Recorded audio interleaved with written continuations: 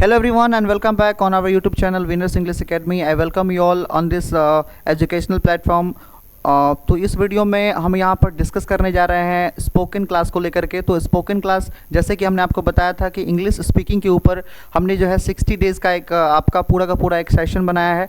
तो वो सेशन आपके लिए 60 सेशन हम आपको प्रोवाइड करेंगे और वो एक एक वीडियो आपके लिए इतना हेल्पफुल होगा जो आपने कभी सोचा भी नहीं होगा, आपने कभी जो है आप इमेजिन भी नहीं किए होंगे, राइट। तो यहाँ पर जो है ये वीडियो लेकर हम आया है, ये आपका इंग्लिश स्पोकन का इंग्लिश स्पीकिंग कोर्स का ये पहला सेशन है और ये पहला सेशन जो है आपको हम यहाँ पर प्रोवाइड कर रहे हैं। तो सबसे पहले इस वीडियो में हम आपको कुछ इंपॉर्टेंट वर्ड्स को यहाँ पर बताएंगे, कुछ इंपॉर्टेंट सेंटेंस को यहाँ पर बताएंगे, कुछ ग्रीटिंग वर्ड्स, कुछ ग्रीटिंग सेंटेंसेस हम आपको बताएंगे यहाँ पर। तो ये वीडियो आपके लिए काफ़ी हेल्पफुल होने वाला है स्पोकन इंग्लिश के सीखने के क्रम में और ये डेफिनेटली आप अच्छा कर पाएंगे अगर आप एक एक वीडियो को वॉच करते हैं तो अच्छे से, अगर आप उसको प्रैक्टिस करते हैं और practice is most important in spoken English, right. तो अगर आप स्पोकन इंग्लिश करना चाहते हैं, अगर आप चाहते हैं कि हम अच्छा स्पीकर बने, राइट, तो आपको सबसे पहले जो है एक बेसिक से आपको एक चीज़ों को लेकर चलना होगा कि कैसे हम एक बेहतर स्पीकर बन सकते हैं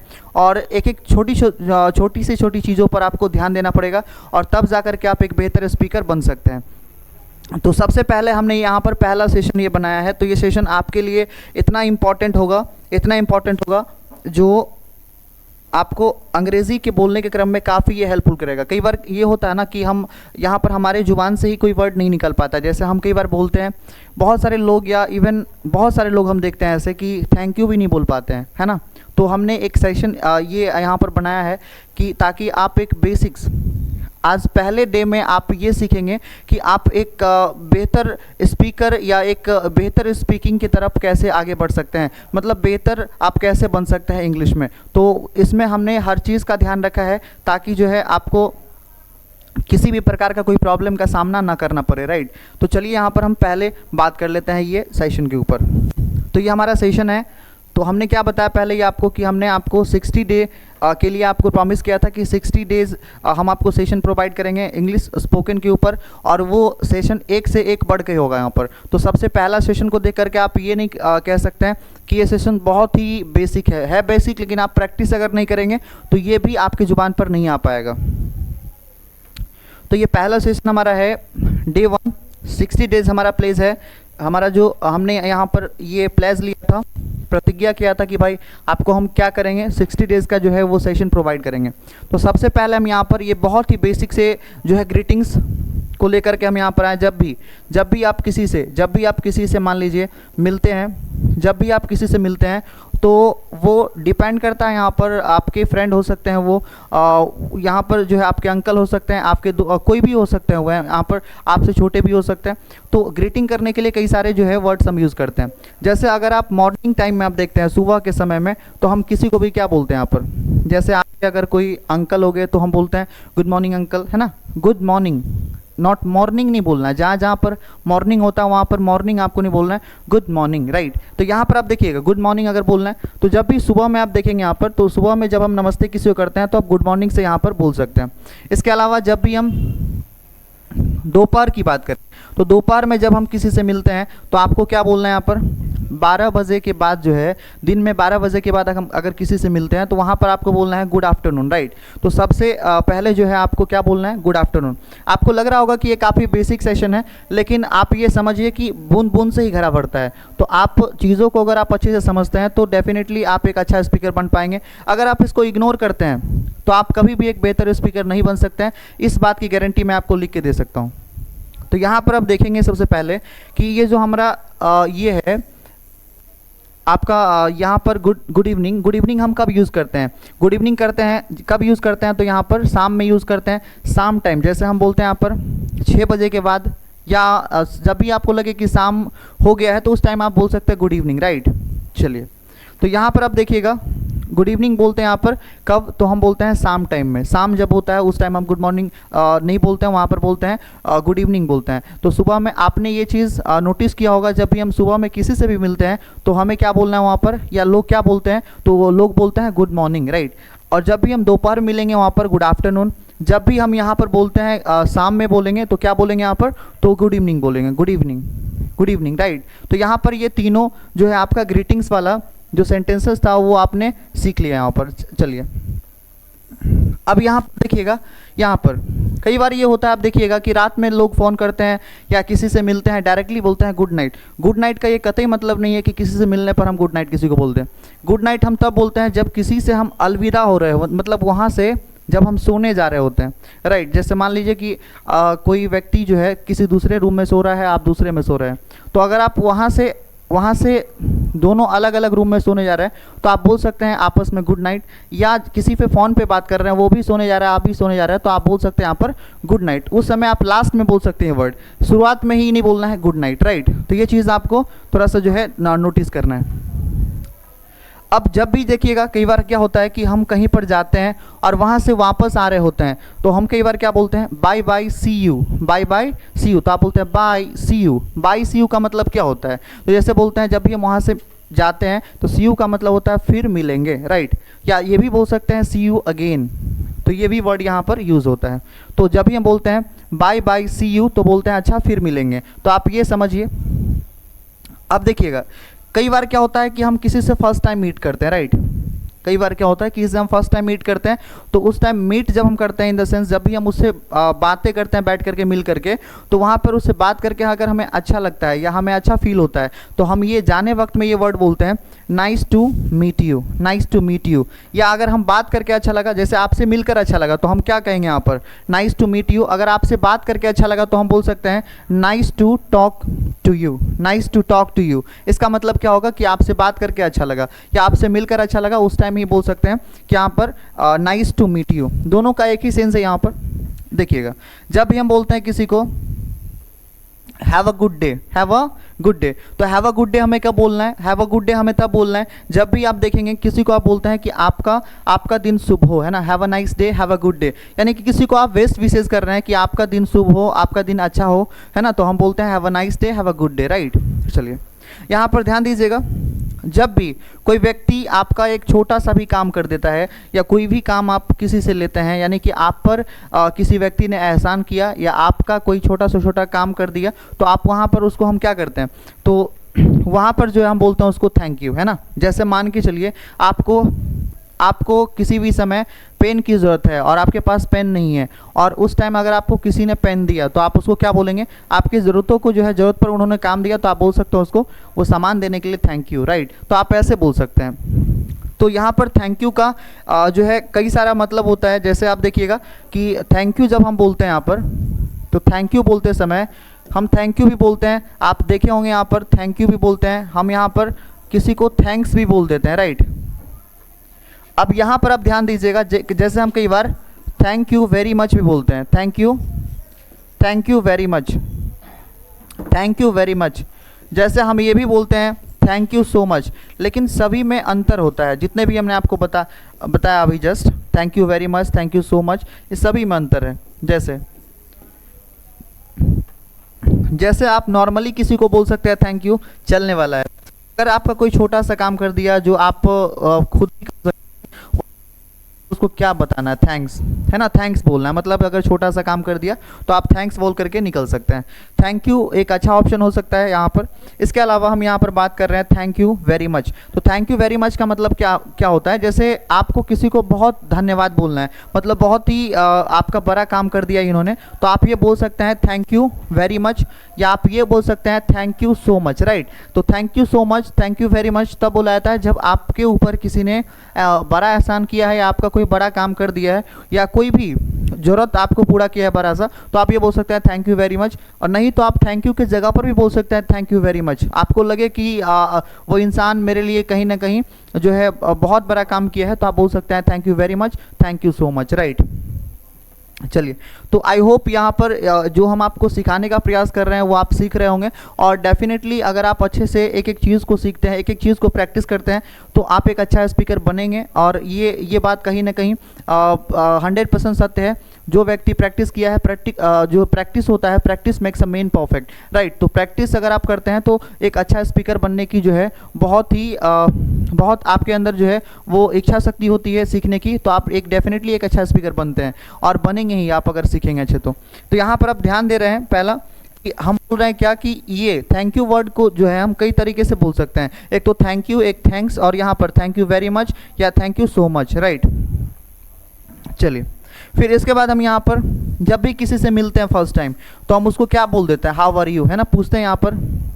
जैसे अगर मान लीजिए कोई आदमी अननोन मिलता है, या अगर आप जैसे मान के चलिए कि कोई व्यक्ति ऐसे मिल गया जो अननोन है, तो वहाँ पर उसे जान पहचान करते हैं, तो बार बार जब हम उनसे मिलते हैं तो बोलते हैं गुड मॉर्निंग, गुड इवनिंग, जिस टाइम में मिलते हैं। फिर धीरे धीरे करके जो है उसे बहुत जान पहचान हो जाता है, तो हम बोलते हैं उसे हाउ आर यू। कई बार हाल चाल पूछ लेते हैं यहाँ पर, तो हाउ इज़ एवरीथिंग, सब कैसे हैं, नहीं या सब कैसा चल रहा है, तो आप बोलते हैं हाउ इज़ एवरीथिंग या हाउ आर यू, तो हम बोल सकते हैं हाउ आर यू। तो जब भी आपको बोलना है किसी भी व्यक्ति को कि आप कैसे हैं, तो आप बोल सकते हैं हाउ आर यू। तो यहाँ पर ये वर्ड जो हम आपको बता रहे हैं, ये सेंटेंसेस जो हम आपको बता रहे हैं, इसके बनाने के भी तरीके होते हैं, लेकिन मैं आपको रटवाने का प्रयास क्यों कर रहा हूँ, क्योंकि ये कुछ सेंटेंसेस ऐसे होते हैं जिसको रटेंगे आप, जिसको आप बोलेंगे, प्रैक्टिस करेंगे, तो कहीं ना कहीं बहुत ही जो है ये आपको मदद करेगा स्पीकिंग में, राइट। चलिए आपको तब सोचना नहीं पड़ेगा, बनाना नहीं पड़ेगा, आपके पास ऑलरेडी कुछ बने हुए रहते हैं। आप समझिए ग्रामर का इसलिए रोल नहीं है स्पोकन में, क्योंकि ग्रामर से चीज़ों को हम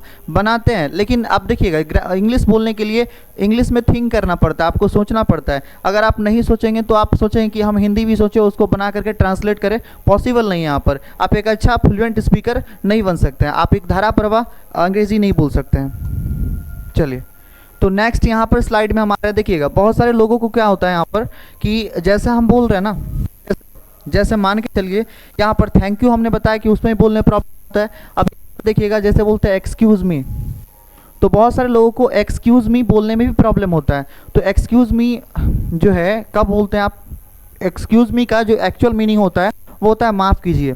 अब देखिए जैसे मान लीजिए एक्सक्यूज़ मी हम कब बोलते हैं, जैसे बहुत रोड पर हम कहीं पर जा रहे हैं और वहाँ पर बहुत ही भीड़ भड़ाका है और आपको उसके बीच से गुजरना है, तो आप वहाँ पर जो है ये वर्ड का इस्तेमाल कर सकते हैं, ये सेंटेंसेस का इस्तेमाल कर सकते हैं, एक्सक्यूज़ मी, राइट। जैसे मान लीजिए हम क्लास ले रहे हैं और यहाँ पर किसी का फ़ोन आ गया, तो हम क्लास को इंटरप्ट कर रहे हैं, तो वहाँ पर भी आप बोल सकते हैं यहाँ पर एक्सक्यूज़ मी। तो एक्सक्यूज़ मी हमें कब बोलना होता है, जब हम किसी भी काम में इंटरप्शन दे रहे हैं, रोक रहे हैं, यहाँ पर बाधा उत्पन्न कर रहे हैं, तो वहाँ पर हमें बोलना होता है कि माफ़ कीजिए, तो हम बोलते हैं उसकी जगह पर एक्सक्यूज़ मी। तो एक्सक्यूज़ मी हमें तब बोलना है, राइट। चलिए तो एक्सक्यूज़ मी हमें कब बोलना है, जब भी किसी भी काम में हम इंटरप्शन कर रहे हैं, या हमें वहाँ से जाना है, या हमें किसी भी चीज़ को यहाँ पर किसी भी चीज़ में हमें बोलना है कि माफ़ कीजिए, हमारे वजह से अगर कोई गलती हुआ हो या हमारे वजह से कोई किसी भी तरह का कोई प्रॉब्लम हुआ है तो हमें माफ़ कीजिए, तो बोलते हैं यहाँ पर क्या, एक्सक्यूज़ मी। तो कई बार ऐसे होता है, जैसे मान लीजिए कोई दो व्यक्ति बात कर रहे हैं, अगर आपको उस व्यक्ति से बात कर रहा है तो आपको वहाँ पर बोलना होगा एक्सक्यूज़ मी, तो आपकी बातों को सुनेगा, राइट। तो ऐसे करके जो है हमें एक्सक्यूज़ मी का इस्तेमाल करना है। वैसे अगर आप देखें तो एक्सक्यूज़ मी का कोई मीनिंग नहीं होता है, लेकिन ऐसे अगर एक्सक्यूज़ मी को आप देखें तो एक्सक्यूज़ मी का मतलब होता है कि हमें आप माफ़ कीजिए, ये मीनिंग इसका होता है। तो हमने आपको बताया कि एक्सक्यूज़ मी का इस्तेमाल आप कहाँ कहाँ कर सकते हैं। चलिए हमने बताया, देखिएगा जैसे हम किसी को बोलते हैं यहाँ पर क्या, जैसे किसी को बोलते हैं यहाँ पर थैंक यू, तो उसका जो रिप्लाई होना चाहिए आप समझिए यहाँ पर, जैसे हम बोलते हैं, कई बार आप देखे होंगे ये चीज़ कि किसी व्यक्ति को थैंक यू बोल दिया जाता है और वो उसका रिप्लाई नहीं देते हैं, तो आपको ये बोलना है ना, यू आर वेलकम, आपको ये वर्ड बोलना है। नहीं तो आप ये बोल सकते हैं इट्स माई प्लेजर, तो ये वर्ड बोलना है ना। तो यहाँ पर देखिएगा थैंक यू अगर आपको कोई बोले तो आप ये बोल सकते हैं यू आर वेलकम, या आप ये बोल सकते हैं इट्स माई प्लेजर। चलिए तो यहाँ पर ये देखिएगा, तो हम यहाँ पर बोल रहे हैं कि यू आर वेलकम, आपका स्वागत है। अगर मान लीजिए कोई आपके यहाँ पधार रहा है तो आप ये बोल सकते हैं you are welcome, you are most welcome, है ना। यहाँ पर ये बोल सकते हैं you are most welcome, you are welcome. तो यहाँ पर आप ध्यान दीजिएगा। चलिए नेक्स्ट बात करते हैं कि अगर कोई व्यक्ति मान के चलिए अपने लाइफ में कोई अचीवमेंट किया है या किसी भी तरह का जो है उपलब्धि हासिल किया है, तो आप उसको जब हम बधाई देते हैं तो उसको हम बोलते हैं यहाँ पर कॉन्ग्रेचुलेशंस, राइट। क्या बोलते हैं यहाँ पर, कॉन्ग्रेचुलेशंस का मतलब होता है बधाई हो, राइट। तो जब भी हमें किसी व्यक्ति को जैसे मान लीजिए कोई आदमी 10th पास किया होगा, तो उसे अगर हमें अगर हमें आशीर्वाद स्वरूप या कुछ भी अगर हमें बताना हो, उसको जो है हमें बताना हो, बधाई के रूप में प्रकट करना हो, तो हम उसे बोल सकते हैं, यहाँ पर इंग्लिश में एक जो है वर्ड होता है कॉन्ग्रेचुलेशंस, तो कॉन्ग्रेचुलेशंस आप बोल सकते हैं। चलिए यहाँ पर आप ध्यान दीजिएगा, जैसे कोई व्यक्ति जो है एग्ज़ाम देने जा रहा है, सपोज ऐसे मान के चलिए एग्ज़ाम देने जा रहा है या किसी अच्छे काम को अंजाम देने जा रहा है, तो आप ये बोल सकते हैं all the best, right. All the best यानी कि सब आपका अच्छा हो, सब आपका अच्छा हो, तो आप ऐसे बोल सकते हैं ऑल द बेस्ट। तो ऑल द बेस्ट हम कब बोलते हैं, जब हमें बोलना है कोई व्यक्ति किसी काम को किसी अच्छे काम को या किसी भी काम को अपने लाइफ में किसी भी काम को अंजाम दे रहे हैं, तो आप चाहते हैं कि वो काम अच्छे से हो जाए, तो आप ये बोल सकते हैं ऑल द बेस्ट। चलिए इसके अलावा मान लीजिए कोई व्यक्ति को आप समझाने का प्रयास कर रहे हैं और वो समझ नहीं रहे हैं, तो हम क्या बोल सकते हैं उसको, try to understand. Try to understand, try to understand का मतलब होता है समझने की कोशिश करो यहाँ पर। चलिए इसके अलावा जैसे मान लीजिए आप घूमने गए और वहाँ पर आपको कोई फॉरेनर मिल गया, कोई जिससे आप परिचित नहीं है या जिससे आप जानते नहीं है, फॉरेनर वो अब मान के चलिए वो फॉरेनर ही आपके ही कंट्री का है लेकिन कोई किसी दूसरे जगह का है, तो आप ये उससे पूछ सकते हैं कि आप कहाँ से हैं, तो उसके लिए हम क्या बोलेंगे, where are you from, where are you from. तो वो व्यक्ति आपको बता देगा कि आई एम फ्रॉम जहाँ से भी होगा वहाँ से बता देगा, I am from India, I am from Sri Lanka, ऐसे बोलेंगे यहाँ पर। चलिए तो ध्यान दीजिएगा, अगर हम बात कर रहे हैं, चलिए देखिए, तो जब भी अगर आपको किसी को बोलना है कि आप कहाँ से हैं, तो वेयर आर यू फ्रॉम। चलिए तो ये सेंटेंस हम बनाने का तरीका भी आपको सिखाएंगे, बट अभी आपको जो हम सिखा रहे हैं वो इस पर आपको फोकस करना है, चीज़ों को ऐसे रटना है ना, ऐसे बोलना है, ऐसे बोलना मतलब लोगों लगना चाहिए कि आपके अंदर जो है वो चीज़ें आपको बनाने आ रही है, लेकिन आप चीज़ों को ऐसे रटिए ना जैसे लगे कि किसी को सामने वाले को फील ना हो कि वो रट कर बोल रहा है ना, समझिए। यहाँ पर ध्यान दीजिएगा, तो इंग्लिश स्पोकन में अगर आप चाहते हैं कि अच्छा हम जो है अच्छे तरीके से सोच करके बोले, तो कहीं ना कहीं आपको बहुत सारी चीज़ें रटनी पड़ेगी और चीज़ों की प्रैक्टिस जो है आपको करना पड़ेगा, और अगर आप नहीं करते हैं तो कभी भी पॉसिबल नहीं है अंग्रेज़ी बोलना, आप सोचते रह जाएंगे, आपका जो ख्वाब है वो ख्वाब ही रह जाएगा। यहाँ पर आप समझिए, जैसे आप बोलते हैं कि किसी को बोलते हैं कि क्या आप मेरी मदद कर सकते हैं, तो आप उसके लिए बोल सकते हैं can you help me, can you help me. Can you help me का मतलब क्या आप मेरी मदद कर सकते हैं, कैन यू हेल्प मी मतलब कि क्या आप मेरी मदद कर सकते हैं। ये होता है इनफॉर्मली जब बोलते हैं तो कैन यू हेल्प मी। जैसे किसी को रिक्वेस्ट करके बोलना है तो आप बोल सकते हैं could you help me please, right, तो आप ऐसे बोलना है। चलिए तो जैसे मान के चलिए किसी को आप बोलते हैं, किसी व्यक्ति को आपका जो है ज़्यादा परवाह है, मतलब मान के चलिए कोई व्यक्ति आपको बहुत देख रेख कर रहा है, बहुत जो है आपके ऊपर जो है बहुत नज़र रख रहा है, वो चाहता है कि आपको कुछ ना हो, तो आपको जब भी वो आपसे बात करते हैं, तो जब भी वो आपसे बात करके वो कट होना चाहते हैं या वहाँ से जाते हैं, तो आपको ये वर्ड बोलते हैं, देखिएगा, टेक केयर, है ना, क्या बोलते हैं, टेक केयर। ये आपके मदर फादर भी बोल सकते हैं, कोई भी आपके फ्रेंड बोल सकते हैं, जिसको भी आपके जो है आपका ज़्यादा परवाह हो वो यहाँ पर बोलते हैं, क्या बोलते हैं, टेक केयर। कई सारे लोग तो ये भी बोलते हैं take care of your health, है ना, आप अपने जो सेहत का ख्याल रखना, है ना, तो यहाँ पर ये भी बोलते हैं, तो ये ध्यान रखिएगा, टेक केयर का मतलब वही होता है, यहाँ पर ध्यान दीजिए। फिर जैसे मान लीजिए किसी को बोलना है थोड़ा सुनिए या ज़रा सुनिए, तो आप बोल सकते हैं जस्ट लिसन। थोड़ा इसको और भी आप असरदार अगर बनाना चाहे तो आप ये बोल सकते हैं just listen please, just listen please, just listen please, तो आप ऐसे बोल सकते हैं। यहाँ पर देखिएगा, जैसे आप ये बोल रहे हैं, जैसे कोई व्यक्ति ऐसे बैठा है और वो कुछ बोल ही नहीं रहा है, तो आप ये बोलते हैं ना कुछ तो बोलो, क्या बोलते हैं यहाँ पर, कुछ तो बोलो, तो आप क्या बोलते हैं यहाँ पर, स्पीक समथिंग या से समथिंग, स्पीक समथिंग या से समथिंग, तो आप ये बोल सकते हैं कुछ तो बोलो, कुछ तो कहो, तो आप बोल सकते हैं स्पीक समथिंग या से समथिंग, तो ऐसे आप बोल सकते हैं। इसके अलावा अगर आपको बोलना है कि मेरी बातों को आप ध्यान से सुनिए, तो उसके लिए एक वर्ड होता है लिसन टू मी, राइट, क्या बोलते हैं यहाँ पर, listen to me, listen to me. जैसे बोलते हैं कि मेरी बातों को सुनिए, तो आप क्या बोलेंगे यहाँ पर, listen to me, listen to me. यहाँ पर आप ऐसे बोलते हैं कि ध्यान से सुनिए जो मैं बता रहा हूँ, what I'm talking please listen carefully, तो आपको बोलना है कि चीज़ों को ध्यान से सुनिए, तो आप क्या बोलेंगे यहाँ पर, लिसन केयरफुली। केयरफुली का मतलब होता है चीज़ों को ध्यान से सुनना या सावधानी से सुनना, तो आप समझिए यहाँ पर कि लिसन केयरफुली, वॉक केयरफुली, तो ऐसे आपको बोलना है यहाँ पर। चलिए नेक्स्ट स्लाइड में आते हैं यहाँ पर। तो नेक्स्ट स्लाइड में हमने क्या बताया, देखिएगा, जैसे किसी का आवाज़ आपको सुनाई नहीं दे रहा है, तो आप ये बोल सकते हैं स्पीक अलाउड, नहीं तो आप बोल सकते हैं स्पीक लाउडली, तो ये वर्ड भी आप बोल सकते हैं।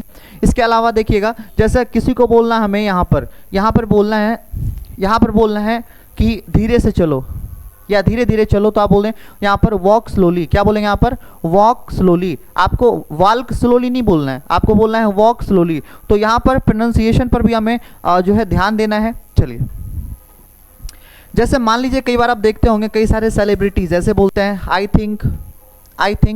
थिंक का मतलब ये नहीं होता है कि मैं सोचता हूँ, इसका मतलब एक्चुअली ये होता है जैसे लगता है कि मुझे लगता है, मतलब मुझे लगता है कि ऐसा होगा, तो ऐसे। तो आई थिंक का मतलब होता है कि आई थिंक, जैसे देखेंगे you know, I think, you know का एक्चुअल मीनिंग कुछ होता ही नहीं है। जैसे जब भी लोग यहाँ पर बोलने लगते हैं और वहाँ पर जो अटकने लगते हैं तो अ ब नहीं बोलते वहाँ पर। जैसे हम लोग यहाँ पर बोलते हैं अ ब ये सब, तो वहाँ पर अ ब करके नहीं बोलते हैं, वहाँ पर यू नो वर्ड यूज़ करते हैं। तो वो एक ब्रेकर की तरह काम करता है, ब्रेक करता है चीज़ों को यहाँ पर। चलिए, तो यहाँ पर जैसे आपको बोलना है कि मुझे लगता है या मुझे ऐसा लगता है, तो आप ये बोल सकते हैं आई थिंक। क्या बोलते हैं यहाँ पर? I think. इसके जगह पर आपको लग रहा है यहाँ पर कि हम यूज़ करें, तो आप यूज़ कर सकते हैं अकॉर्डिंग टू मी। क्या यूज़ करेंगे यहाँ पर? According to me. तो ध्यान दीजिए इस बात पर। चलिए, अकॉर्डिंग टू मी।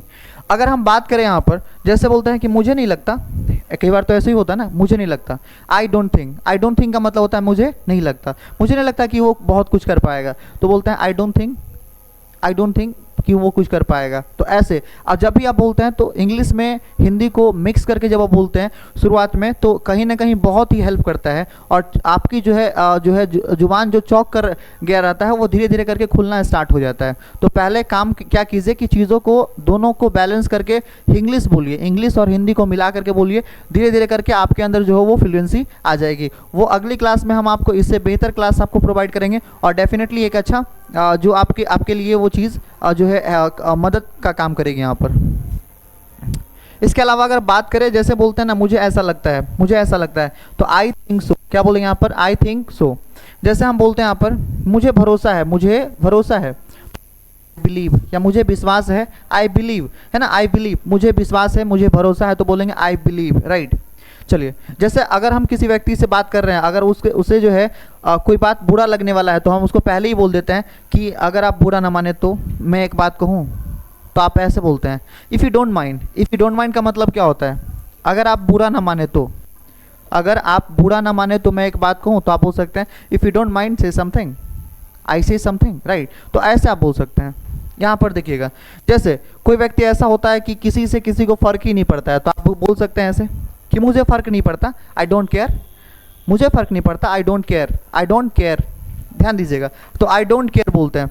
जैसे मुझे यकीन है, कई बार आप देखिएगा आई एम श्योर का मतलब ये होता है मुझे यकीन है या मुझे भरोसा है, तो हम बोलते हैं आई एम श्योर। जैसे आप देखिए कई बार बीच में भी हम यूज़ कर देते हैं, तो बीच में जब भी यूज़ करते हैं तो इसका कोई मीनिंग नहीं होता है, लेकिन मैक्सिमम टाइम जब भी यूज़ करते हैं इसका मीनिंग होता है मुझे यकीन है, मतलब मुझे विश्वास है, आई एम श्योर। जैसे कई बार हम ये बोलते हैं मैं ठीक हूँ, आई एम फाइन। जैसे इससे भी अच्छा आप बोल सकते हैं आई एम क्वाइट वेल, है ना।